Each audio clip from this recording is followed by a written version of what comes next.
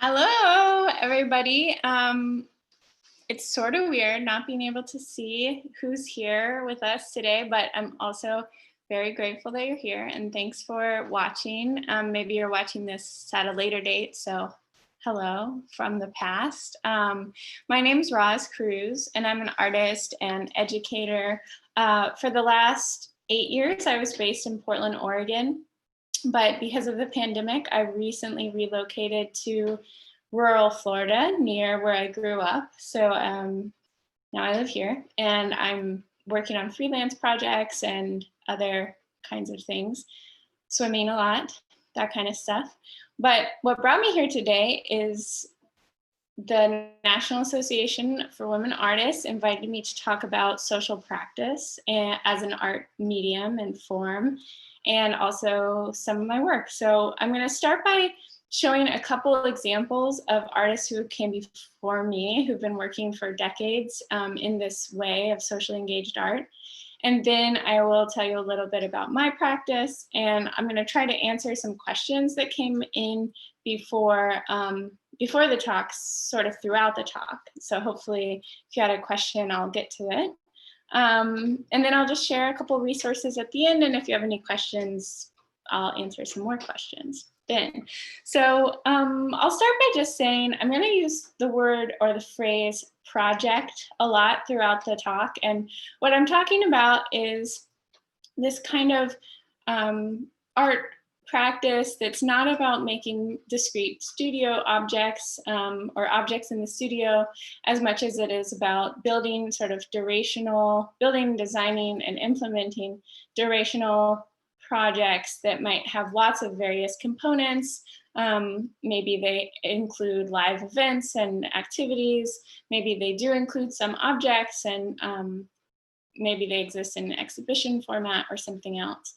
And I use that term in association with socially engaged art or social practice, which is a difficult term to define, but it's something that I learned about through my MFA program and is a kind of art that's been in production for maybe a century. I don't know if people, I know people haven't been using this language in the like academic context for very long, maybe a little over a decade, but it's coming out of a long history of art like Dadaism, performance, conceptual art, and also out of things that aren't related to art, like community organizing and education.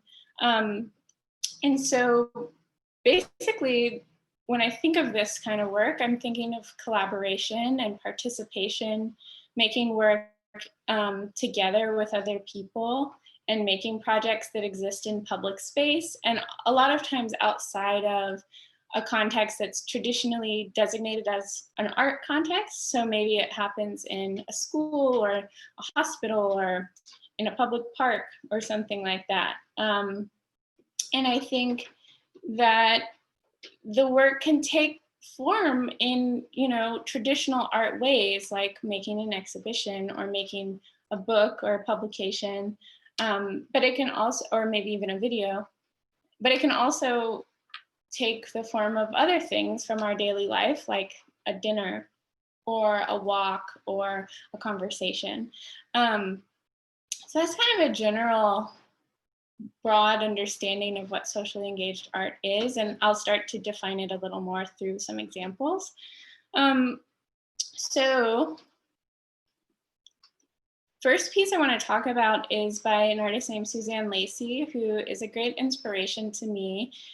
This particular work, Whisper the Wind, the Waves, was a public performance that happened over the project happened over the course of 1983 to 1984. The performance happened on a single day, but it was created in collaboration with a group of older women who came together with Suzanne Lacey, who was quite young at the time of the work when the work was made, and they decided to make a piece that was about highlighting the wisdom and experiences of older women who often described feeling invisible in society. And so you can kind of see what the piece looked like on that day. There was over 150 women, 154 women to be exact, wearing white outfits that sat at these tables on the beach, talking about their experiences, talking about what it felt like to be a woman in an older body. And these conversations were kind of magnified so that the people that are sort of along the sidewalk there.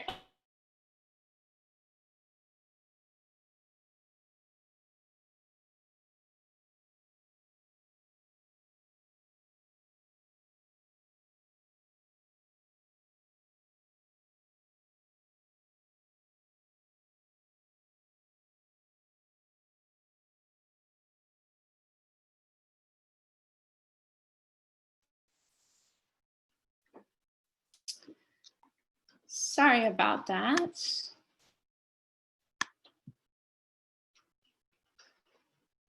Here we go.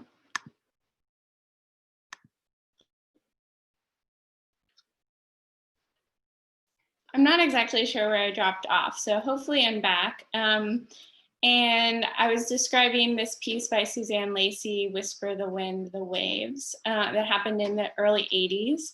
And in this piece, you have women speaking about their experiences as being older in a society that really centers and privileges the youth experience. And I think this is a good example of a socially engaged art project because it is happening outside in the public sphere. And a lot of the people who are participating were not artists necessarily. They were just interested in sharing an experience with other people.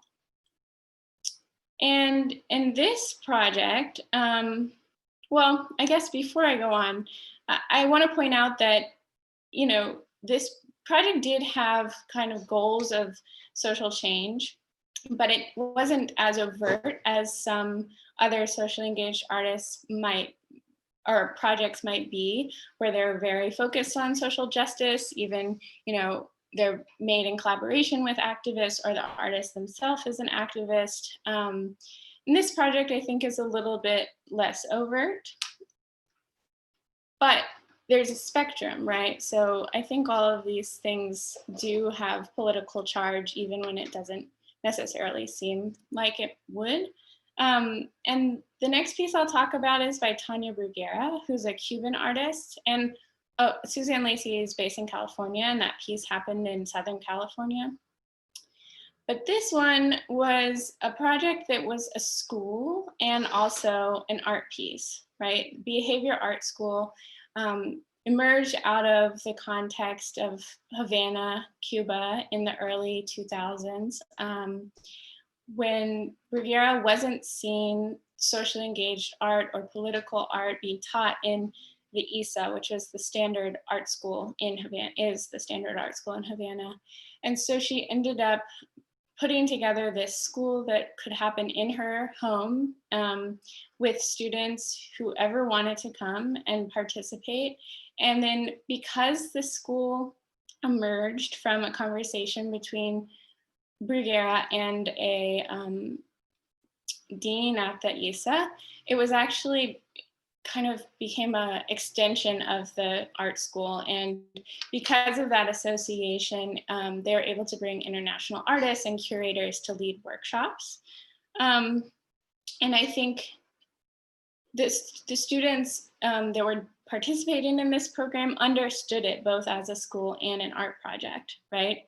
And that's really important in her work. In 2017, there was a survey of Bruguera's work at the Yerba Buena Center for the Arts in San Francisco. And she created sort of like a new version of that old school that happened. That one lasted for 7 years. And this one, the Escuela de Arte Útil, or School of Useful Art, was ran for 8 weeks, and it was located in one of the galleries that her survey exhibition was happening in. So it was, again, both a functioning school and an art piece. And the school had 50 students who came from institutions around the Bay Area. And so they were actually able to get school credit at their institution by taking this course, and they got to take it for free.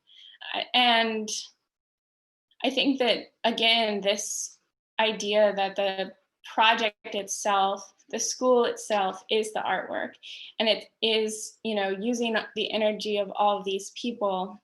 One of the things that she says about arte utile, which is a specific kind of useful art that she has coined, it's a term she coined. She says it specifically deploys artistic practice and research to generate and crucially implement strategies and tactics that disrupt or modify social structures and behavior. So I think that Bruguière is very explicit with the goal of her work having a social change element.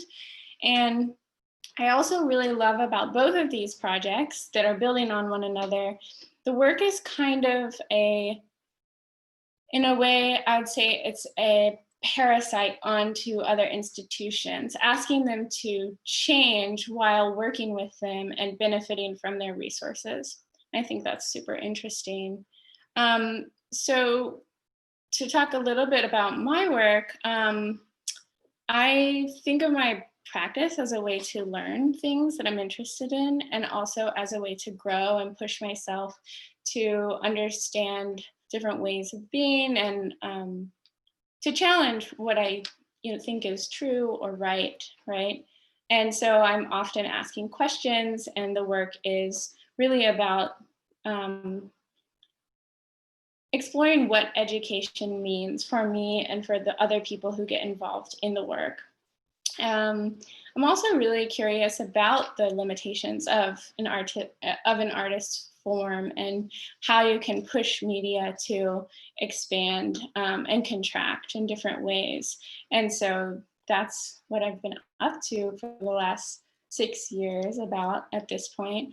In 2014, I started graduate school.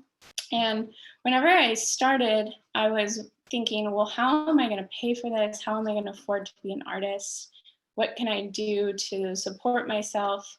And I ended up in a situation where the Housing and Residence Life Department at my university was interested in having an artist in residence living in the first year college student dorms. And the goal from their perspective was to have somebody engage with the students and build community.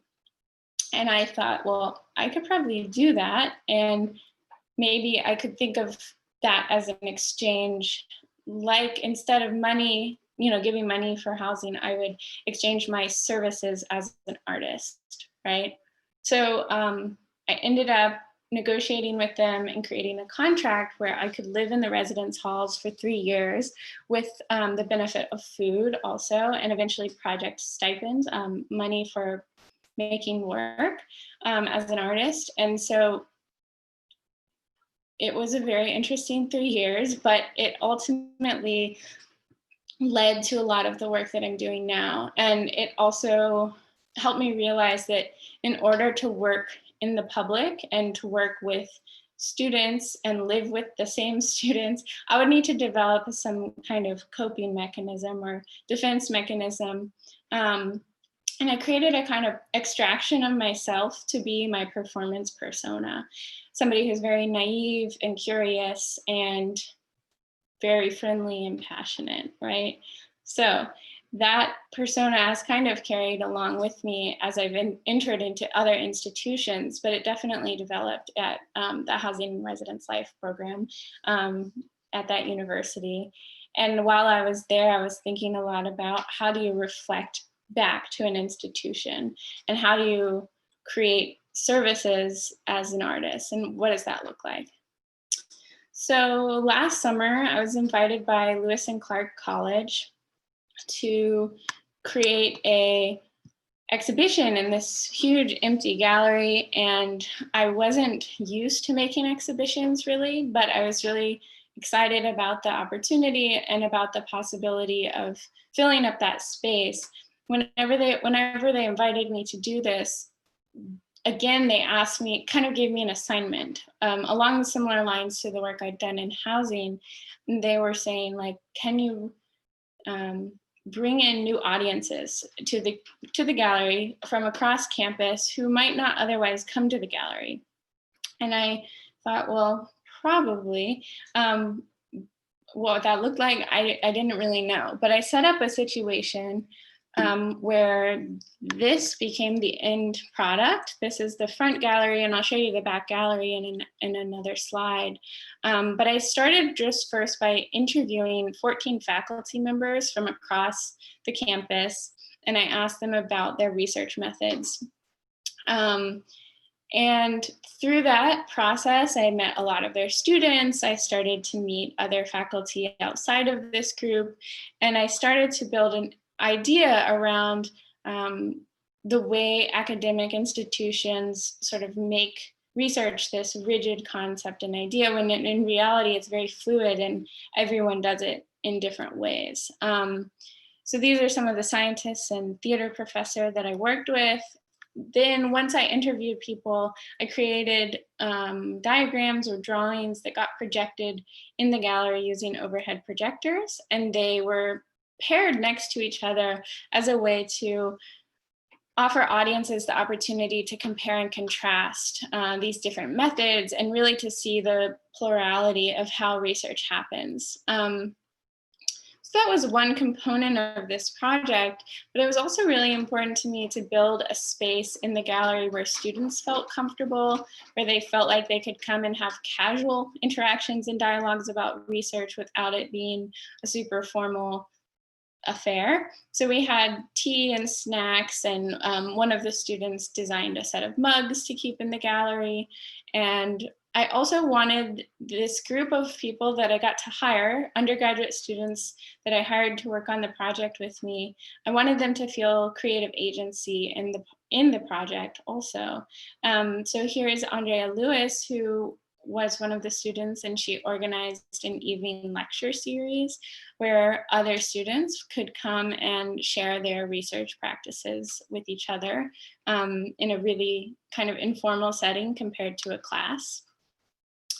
And Sarah Eisenberg and Charlotte Strauss worked with me to make a volume of publications about the project. It includes interviews and other pieces of writing and images, sort of exploring all of these, exploring research from many different lenses.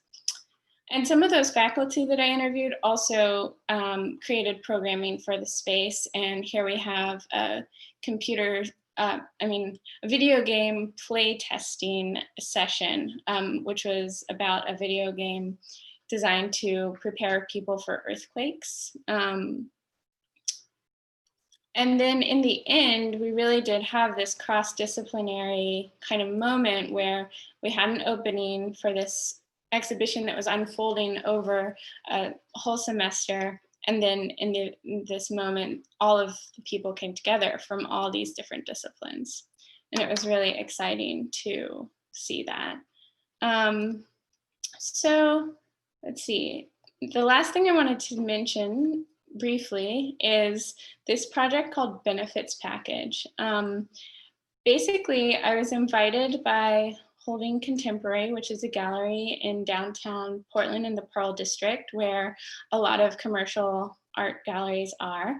And they asked me again to kind of fulfill a service or an assignment of bringing in new audience members or people who might not typically experience the gallery, using my installation practice to do that. And at first, I was sort of like, well, I don't usually, you've seen now these two projects that happen to be in galleries, but a lot of my work happens outside of that context. And I like to play around with context. And so in this one, I was a bit stumped because of the white cube aspect of this place. But one of the things that makes this gallery unusual or different than a typical commercial gallery is they have very low rent from the landlord, and they also have an alternative kind of funding structure where they, instead of relying on sales of artists' work, they have a shareholder program, much like a McDonald's or Oreo's corporate shareholder program, where you can buy a share and then you have a part in the gallery or in the corporation. And anyway, so I decided to unpack that a little bit, and I became really interested in what that community was that was already there. So instead of really thinking about bringing in new people to this space, I thought about, well, I want to engage with the shareholders. And this was during COVID. So that image was just to show you what the gallery looks like.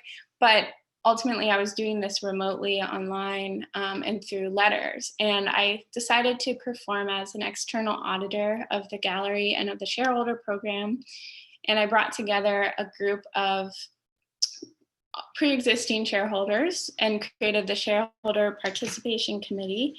And we designed a survey that went out to all of the shareholders, asking them about their experience, what they thought of the benefits of being a member, what was that for them. And what came up is that, you know, there's not a lot of like actual return on investment the way there is if you invest in Best Buy, but you get to be part of this kind of contemporary art community. So we talked a lot about that. And I designed a publication, much like a publication that you would get if you're a shareholder member of a corporation.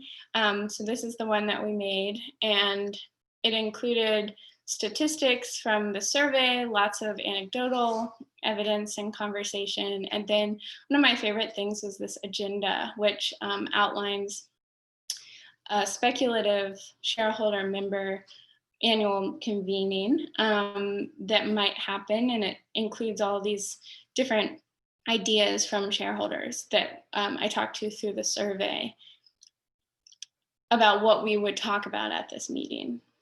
And then in the end, we had a kind of public dialogue about really like what is the point of an alternative gallery and what is the point of making work when the commercial art market is so fraught, and how do you support art? And it was an interesting dialogue. I mean, it left us all with a lot of questions, obviously, and I continue to think about these questions. So this just wrapped up in June, and I have a lot more to think about with it. So anyway, that's all I have really for you. And here's some books and websites if you're interested in learning more about social practice. There's a zillion other things you could look at, but this is, you know, some of the things that might interest you. I'm going to stop sharing now and see if there's any more questions. So one question, has critiquing these institutions through your social practice art changed the way they operate? That's a really good question. And it's something, if you're interested, this kind of question comes up in Suzanne Lacey's documentation of the Whisper Project. And the idea of like, well, does any of this actually create change, or are we just making a statement for no reason? And I think one of the things that has changed, I mean, one thing that changed in Lewis and Clark was that they decided to continue this artist in residence or curator in residence program, which is something they hadn't been doing before. I was the first person to do that in the gallery. So I was happy that they wanted to keep doing it. COVID has affected it a little bit. And then with the Holding Project, I think the directors did feel like they left with a lot to think about, and, you know, I'm not sure what kind of change that will yield, but it did seem like maybe they're considering some shifts.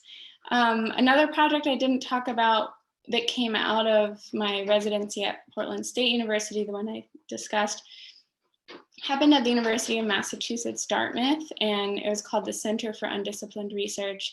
And that project, again, I was the first artist in residence, and they brought me because of the work I did at PSU, and that project I mean, that residency has continued as an opportunity for artists for the last 3 years. They're on their 4th artist now. So I'm really excited about that. And I think it has shifted how they think about supporting artists in the context of an academic institution. But I don't think it's made any like big changes. There's so much systemic problems, so many systemic problems in institutions that I could never even begin to touch. But I like that there can be incremental shifts. Another question, how do you let these projects live beyond their time in a gallery space? How do you memorialize or document these processes so they can be seen by a future audience? Yeah, that's a great question. So in the last example I talked about, there is a book that, you know, got distributed to all of the people who took the survey. They got a free copy of it in exchange for taking the survey. That's another thing I like to do a lot, is think about how I can compensate somebody for their time and participating in something like this. So that book kind of functions as like a mini exhibition that goes on and lives in people's hands and lives on their bookshelves or whatever. I like talking about work in this format as a way to give it new life and let it exist and be documented, memorialized. I make a lot of publications, and then sometimes I make videos, but I really like that the work lives in the participants' experience and mind, and it kind of gets to proliferate that way. And it gets to be told, like stories about it get to be told forever through just people sharing their own experiences. And I guess another thing that memorializes or documents these projects is a lot of these people that I work with, I end up becoming friends with or end up having relationships with beyond the work. And I think that to me is a document of the project. The fact that a new relationship with real, sincere, like connection can emerge is really exciting. And it's something that I see as a document in a way. So I think maybe we are out of time and we don't have any more questions. But I'm going to share I don't even have to share my screen. I'm going to just share some books that you might like. And I'll slowly move them across the screen so that you can pause and take a note if you want them. If you're interested in any of this stuff, many of these books tell you a lot more eloquently than I have. And there are a lot of the books that I've read to learn about stuff that I've done. Oh, one more question. I'll talk and do this at the same time. For someone who wants to approach an academic institution with the idea of serving as an artist in residence, should they have a plan in hand?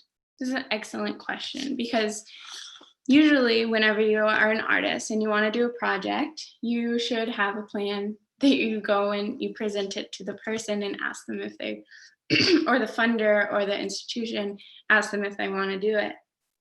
And yes, I think that it's important. The way that I've dealt with that is I like to make kind of a framework or a loose idea of what I want to do, and then let things unfold within it.